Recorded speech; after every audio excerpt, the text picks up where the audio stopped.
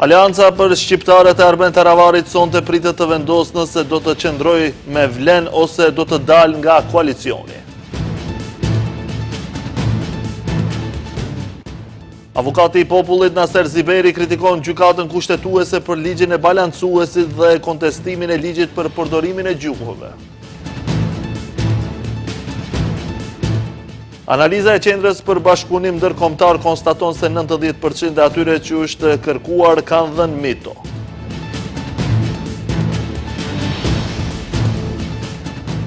Dështon sot seanca e konstituimit të Kuvendit të Kosovës, Albin Kurti e cilëson këtë si sulm brenda institucional kundër Kosovës.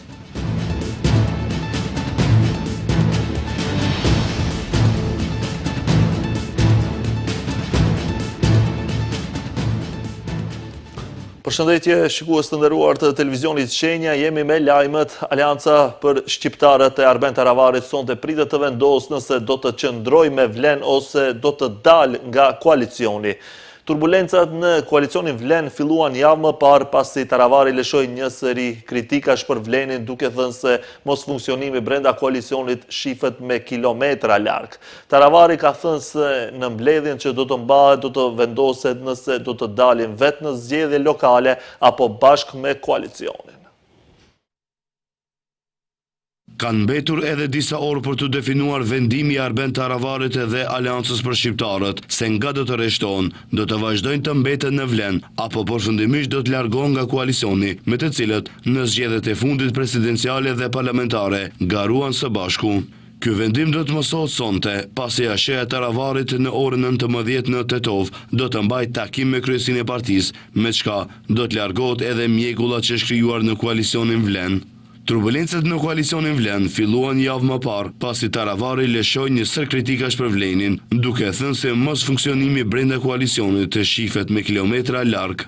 E kjo deklarat tani ngriti edhe shumë pikpyetje, madje edhe disa zëra në opinion se ai do të largohet edhe do t'ju bashkangjitet Bashkimit Demokratik për Integrim. Edhe pse u takua me liderin e BDI-s, Ali Ahmetin, ai disa herë ka mohuar një gjë të tillë. Së fundmi, Taravari tha se të martën do të vendosin për njërin nga opsionet, të dalin bashkë me Vlenin ose të dalin të vetëm, ndërsa u shpreh i prerës se, siç tha, opsioni i tretë nuk ekziston, kështu që kategorikisht i hodhi poshtë të gjitha ato pohime. Kritikat e Taravarit për Vlenin nuk përfunduan vetëm në korniza brenda koalicionit, por ata u shpërfaqën edhe në opinion, ku filloi edhe debati publik mes krerëve të partive politike që përbën këtë koalicion, fillimisht mes Izet Mexhidit me Taravarin e më pas u inkuadrua edhe Bilal Kasami, ku për këtë të fundit kreu i ASH-s e arsyetonte se ngutet me deklarata dhe nuk janë qëllim keqe. Shkaki të gjitha këtyre përplasjeve deklarative mes krerëve të Vlenit janë zgjedhjet lokale që do të mbahen në Vjesht, ku si duket nuk po gjejnë gjuhë të përbashkët se si do ta ndajnë kulaçin dhe në cilat komuna do të garojnë partitë e tyre, të cilët të gjitha partitë veç e veç i kanë disa komuna që e favorizojnë veten dhe mendojnë se kandidati i tyre është kandidati potencial për të garuar fillimisht e më pastaj edhe për të udhëhequr për 4 vite të ardhshme. Pavarësisht të gjitha këtyre polemikave, Taravari është shprehur tejet optimist, pasi gjatë ditës së djeshme deklaroi se kanë disa komuna ku, siç tha, mendojnë se edhe vetë për të garojnë në zgjedhjet lokale do të kishin rezultat të mirë, duke përmendur Gostivarin, komunën e Vrapçishtit, Dibrës, të Arcës, Sarajit dhe Likovës. Megjithatë, pas mbledhjes së partisë, do të mësohet edhe fati i ASH-s, por edhe i Vlenit. Institucioni i Avokatit të Popullit ka prezantuar sot raportin vjetor për punën e institucioneve dhe të drejtën e qytetarëve. Drejtuesi i institucionit Naser Ziberi ka drejtuar kritika në adresë të gjykatës kushtetuese për prolongimin, respektivisht ndërprerjen e balancuesit, po dhe tentimin e së njëjtës për kontestimin e ligjit të përdorimit të gjuhëve. Avokati i popullit Naser Ziberi ka drejtuar kritika të ashpra në adresë të gjykatës kushtetuese për prolongimin, respektivisht ndërprerjen e balancuesit, po edhe tentimin e së njëjtës për kontestimin e ligjit për përdorimin e gjuhëve. Këto kritika Ziberi i bëri në momentin kur zbuloi raportin vjetor për punën e institucioneve dhe të drejtën e qytetarëve, ku mes tjerash njoftoi se në vitin 2024 ka pasur shkelje të theksuara nga institucionet. Avokati i popullit tha se ka vepruar sipas 3148 para shtresave, prej të cilëve institucioni që Ziberi drejton ka pranuar 2705 para shtresa, ndërsa 443 lëndë janë bartur nga viti i kaluar. Sipas avokatit të popullit, nga momenti i prolongimit të balancuesit, institucionet nuk kanë respektuar parimin për përfaqësim të drejtë dhe adekuat, pasi qeveria duhet në afat sa më të shpejt të sjellë ligjin e shumë përfolur për përfaqësim të drejtë dhe adekuat. Informacionet tona flasin se veç ka më devijime nga ky përcaktim, ku nuk respektohet kjo e drejtë, dhe prandaj apeloj deri te qeveria, deri te parlamenti, që sa më shpejt të tejkalohet kjo shprastim juridike, të sillet ligji aq i proklamuar për përfaqësimin e drejtë dhe adekuat, dhe me këtë të pamundsohet procesi i deformimit të implementimit të përcaktimit kushtetues për përfaqësim të drejtë dhe adekuat. Informacionet vinë nga gati të gjitha organet administratës shtetërore, duke filluar nga ministrit, drejtorit dhe entet e ndryshme. Duke folur për mundësinë që gjykata kushtetuese ka për prolongimin e ligjit për gjuhët, Ziberi tha: Apeli im është që gjykata kushtetuese mos merret me politik, por të mbrojë kushtetutën. Që do të thotë, gjykata kushtetuese duhet të jetë në nivelin e detyrës që ja përcakton vetë kushtetuta.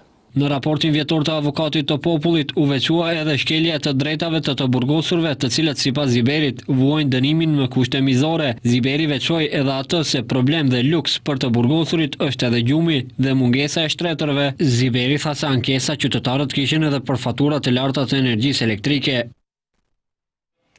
Një muaj pas tragjedisë në Koçan, partitë opozitare vazhdojnë të përsërisin akuza ndaj krereve qeveritar për mungesë të përgjegjësisë. Nga LSDM thonë se ministri Toshkovski jo vetëm që nuk ka dhënë dorëheqje, por edhe sillet sikur ai dhe shefat e tij nuk janë as pak përgjegjës për zjarrin që ndodhi. Sipas BDI-s, kjo është fytyra e vërtetë e një pushteti që nuk njeh kuptimin e përgjegjësisë. Partitë opozitare nuk heqin dorë nga kërkesa për dorëheqjen e ministrit të Brendshëm Panço Toshkovskit pas tragjedisë që ndodhi në Koçan. Edhe një muaj pas tragjedisë, thonë nga LSDM, Toshkovski jo vetëm që nuk ka dhënë dorëheqje, por edhe sillet sikur ai dhe shefat e tij nuk janë as pak përgjegjës për zjarrin që ndodhi. Deputeti Milet Aleski thekson se nëse ndiqet hetimi, fitohet përshtypja se ngjarja ka ndodhur në një kohë tjetër dhe jo gjatë kësaj qeverie. Не само што не понесе оставка, туку бега од одговорност. Në vend që sot të ankohet në Facebook si ta sulmoj opozita, duhet të jap dorëheqësi minimum akti përgjegjësisë personale. Para dorëheqjes duhet të arrestoj të gjithë 7 shefat për të cilët të gjithë ekspertët në shtet kanë thënë qartë se kanë përgjegjësi të drejtë për drejtë për ngjarjen. Ministri Brendshëm Panço Toshkovski në rrjetin e tij social Facebook sot ka shkruar se sulmet, siç i quan ai të koordinuara të BDI-s, LSDM-s dhe siç thot partneri i tyre i ri Levica, treguan se edhe pse gjoja luftojnë kundër njëra tjetrës, qëllimi i tyre i përbashkët është më i fuqishëm se të gjitha dallimet e tyre të dukshme. Nuk sulmohet dikush që nuk përbën kërcënim, sulmohet ai që vërtet ndryshon diçka. Kushdo që nuk pranon të jetë pjesë e sistemit të tyre komod të heqjes, mos ndëshkimit dhe mbrojtjes reciproke, pikërisht për këtë unë këto sulme nuk i shoh si kërcënim, por si kompliment. Edhe vëmëronë mbrojtjet e ministrit të tyre. Përmes një komunikate dërguar mediave, thonë se LSDM e sulmon Toshkovskin sepse i ka arrestuar, siç thonë ata, kriminal që LSDM i ka toleruar. Tash nga proceset del qartë se nuk ka të paprekshëm, shteti së drejtës është i pakushtëzuar. Një hetim i tillë gjithëpërfshirës nuk është zhvilluar asnjëherë më parë në asnjë rast të vetëm, si në aspektin e përfshirjes së të gjitha palëve, ashtu edhe në aspektin e shpejtësisë së të gjitha palëve. E BDI thotë se kjo qeveri nuk e njeh përgjegjësinë. Sipas tyre, kjo nuk është vetëm rënje morale e një funksionari, por është fytyra e vërtetë e një pushteti që nuk e njeh kuptimin e përgjegjësisë. Pas një tragjedie në të cilën humbën jetën mbi 60 të rinj, tragjedi që duhet të parandalohej drejt për drejt nga Ministria e Punëve të Brendshme, as ministri, as drejtori i Byros për Siguri Publike nuk kanë dhënë dorëheqje, përkundrazi me arrogancë mbulojnë ndështimin e tyre.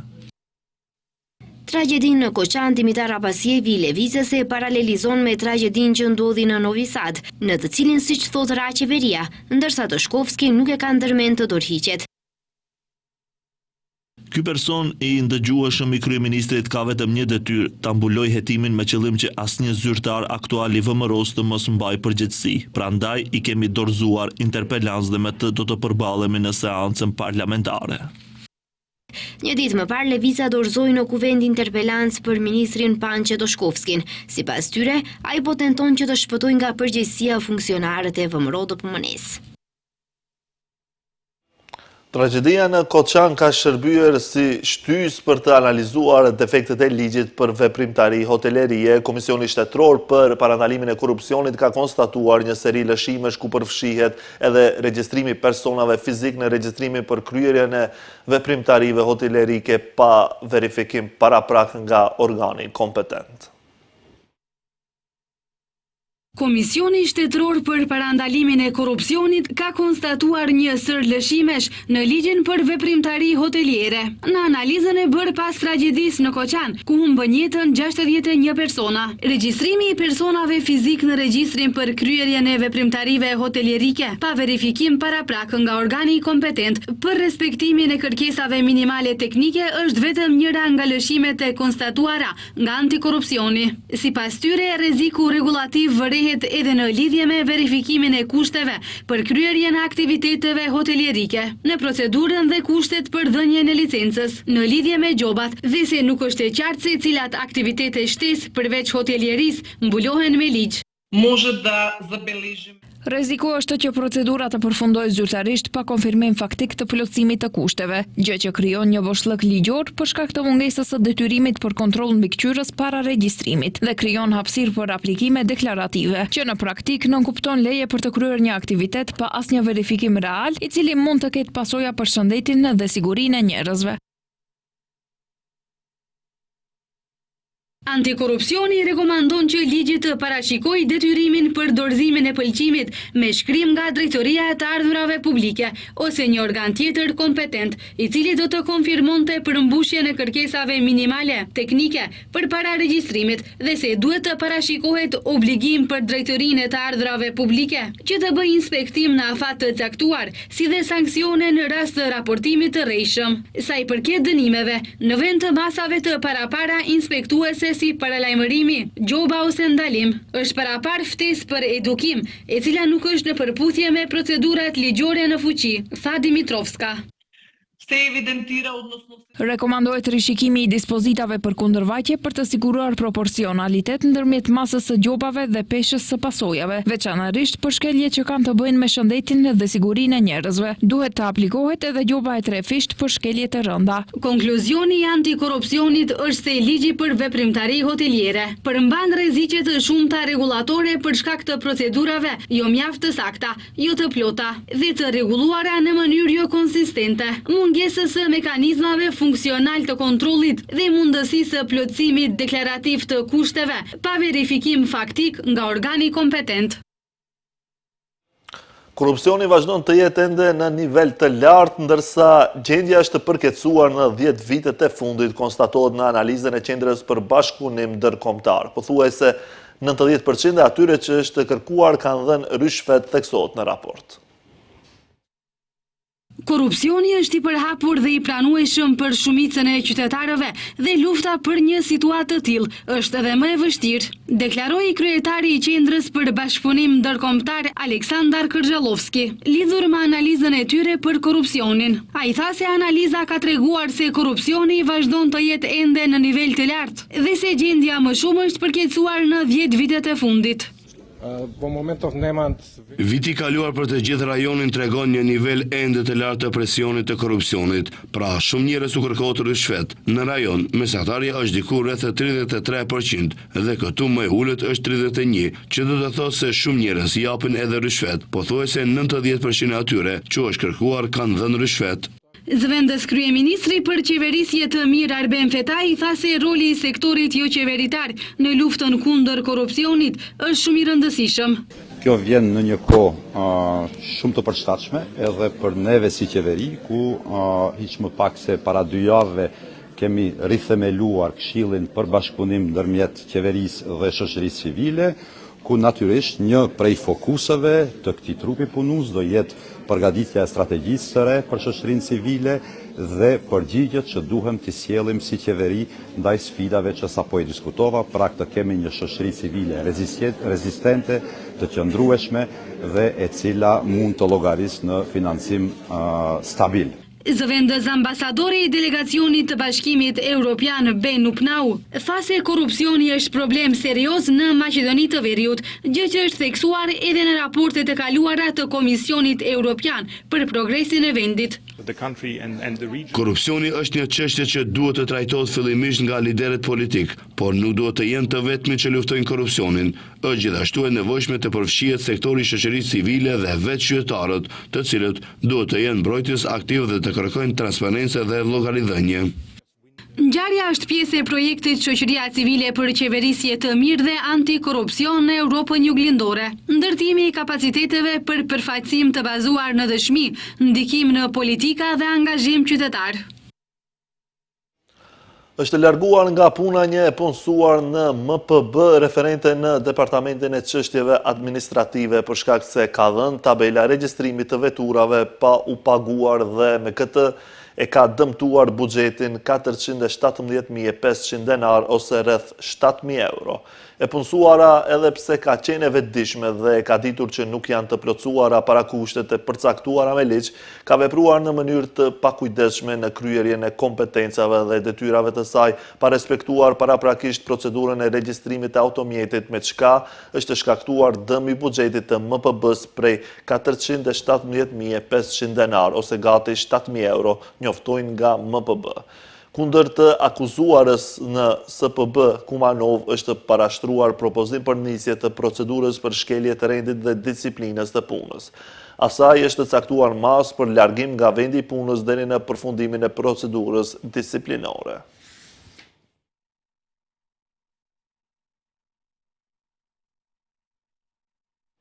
Marketet, barnatorët dhe dyqanet e teknikës dhe mobiljeve nga e premtja do të duhet të publikojnë çmimet e produkteve të tyre në web faqen zyrtare. Çmimet e publikuara duhet të jenë të disponueshme pa pasur nevojë për regjistrim ose hyrje e shtesë. Marketet, barnatorët dhe dyqanet e teknikës dhe mobiljeve nga e premtja do të duhet t'i publikojnë çmimet e produkteve të tyre në web faqen zyrtare. Obligimi është në përputhje me ndryshimet në ligjin për mbrojtjen e konsumatorëve që hynë në fuqi më datën 18 të këtij muaji. Pas miratimit të tyre në kuvent dhe publikimit në gazetën zyrtare më datën 4 të muajit të kaluar, Ministria e Ekonomisë në afatin e caktuar prej 45 ditësh duhet të përgatisë një rregullore për mënyrën e publikimit të çmimeve të mallrave dhe të dhënave që duhet të publikohen nga tregtari i vogël, i mesëm dhe i madh që kryejnë veprimtari tregtare me pakicë. Në rregulloren theksohet se tregtari i vogël, i mesëm dhe i madh që kryejnë veprimtari tregtare me pakicë në përputhje me klasifikimin kombëtar të veprimtarive i publikon çmimet e mallrave që pason në treg në web faqen e tyre në mënyrë të qartë dhe të qasshme përmes një pjese të veçantë të web faqes së tregtarit të dedikuar për çmimet. Çmimet e publikuara duhet të jenë të disponueshme pa pasur nevojë për regjistrim ose hyrje shtesë. Nëse nga ana e tregtarit ofrohen çmime promocionale ose me zbritje, çmimi i rregullt në web faqen e internetit të tregtarit duhet të shënohet çmimi i rregullt, përqindja dhe shuma e reduktimit, si dhe kohëzgjatja e promocionit ose zbritjes. Siç është theksuar në rregulloren, tregtarët duhet të përditësojnë çmimet e mallrave në bazë ditore, respektivisht çdo ditë deri në orën 10. Në rast të gabimit teknik pa dashje në përditësimin e çmimeve dhe mallrave, tregtari duhet të korrigjojë gabimin në afat prej 24 orëve.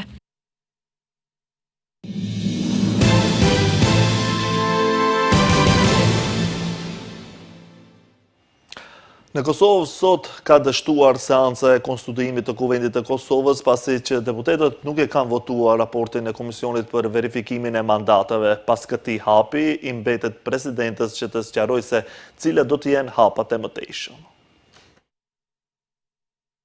Seanca konstituive e Kuvendit të Kosovës ka dështuar, pasi deputetët nuk e kanë votuar raportin e Komisionit për verifikimin e mandateve. Kryesuesi i seancës tha se do t'i drejton presidentës Vjosa Osmani se si të veprohet më tutje. Kryetari i lëvizjes Vetëvendosje Albin Kurti e cilësoi si sulm brenda institucional kundër Kosovës dhe zgjedhjeve demokratike, mos votimin e raportit të Komisionit për verifikimin e mandateve dhe kuorumit. Kjo është situate pa parë në shtetin tonë shumë më gjërë. Ne qeverisim mbare mirë. Këta lanë na me bëjnë lajmë të keq për shtetin tonë. Se janë kundër qeverisë e Republikës dihet, por se janë edhe kundër vetvetes, këtë e mësuam sot. PDK-ja dhe LDK-ja nuk e kanë pranuar dorëheqjen e dorëzuar nga Albin Kurti dhe anëtarët e tjerë të qeverisë. Kryetari i PDK-s Memli Krasniqi ka thënë se nuk e kanë votuar raportin e Komisionit për verifikimin e kuorumit dhe mandateve, pasi e vlerësojnë se ai është kundërkushtetues. Kryetari i LDK-s Lumir Abdigjiku ka deklaruar se seanca për konstituim duhet të thirret sa më parë, derisa tha se partia në pushtet, Lëvizja Vetëvendosje, po e bllokon qëllimisht procesin. Lëvizja studentore në Serbi që prej muaj udhëheq protestat antiqeveritare ka organizuar sërish demonstrata të fuqishme të hënën në mbrëmje, duke blokuar hyrjet e transmetuesve publik në 2 qytetet më të mëdha të vendit. Protestuesit u mblodhen para selisë radio-televizionit të Serbisë në Beograd, ku blokuan hyrjet kryesore dhe ngritën tenda përballë ndërtesës. Të njëjtat skena u pan edhe në stacionin e RTS-s në kryeqytet si dhe në ambientet e radio-televizionit të Vojvodinës në Novi Sad. Studentët akuzojnë transmetuesit kombëtar për mos mbulim të drejtë dhe të paanshëm të protestave, duke i quajtur ata zëdhënës të qeverisë. Transmetuesi publik po punon kundër të gjithë ne. Ai nuk i jep zë të vërtetës, shkruajnë ata në një postim në rrjetet sociale. Protestat nisën në nëntor të vitit 2024 pas një tragjedie të rëndë në stacionin hekurullor të rinovuar në Novi Sad, ku shembja e një çatie betoni shkaktoi vdekjen e 16 personave.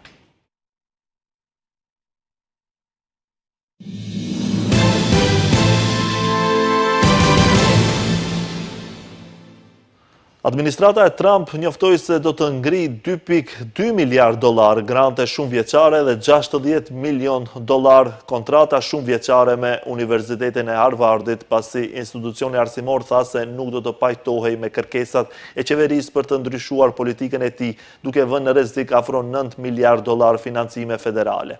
Universiteti mori një letër nga një task force federale javën e kaluar që përshkruan të kushte shtesë të politikës për mbajtjen e marrëdhënieve financiare të Harvardit me qeverinë. Ne kemi informuar administratën nëpërmjet këshilltarit ton ligjor se nuk do të pranojmë zgjidhjen e propozuar prej tyre, tha në një deklaratë presidenti i Harvardit. Universiteti nuk do të heqë dorë nga pavarësia dhe të drejtat e tij kushtetuese. Administrata Trump ka kërcënuar me shkurtime fondesh shumë kolegje anë mban Shteteve të Bashkuara. Raporti publikuar të martën nga Shërbimi BE-s për ndryshimet klimatike, CB News dhe Organizata Botërore Meteorologjike tregon se 2024 ishte viti më i nxehtë i regjistruar në Evropë. Temperatura rekorde janë shënuar në pjesët qendrore lindore dhe juglindore të kontinentit. Europa juglindore përjetoi valen më të gjatë të nxehtit në histori në korrik të vitit 2024 me temperatura ekstreme prej 13 ditë rresht që prekën më shumë se gjysmën e rajonit. Nxehtësia kontriboi gjithashtu në përhapjen e zjarreve masive, të cilat ndikuan në jetën e 42.000 njerëzve. Rreth 1/4 e sipërfaqes së djegur në Evropë gjatë vitit të kaluar u shkaktua nga zjarret në Portugali në shtator, kur u shkatruan rreth 110.000 hektar pyje në vetëm një javë. Evropa perëndimore pa një dekadat më të mira të lagështa në periudhën analizuar që nga viti 1950. Në të gjithë kontinentin, stuhit dhe përmbytjet kanë prekur rreth 413.000 njerëz në Evropë, me të paktën 335 të vdekur.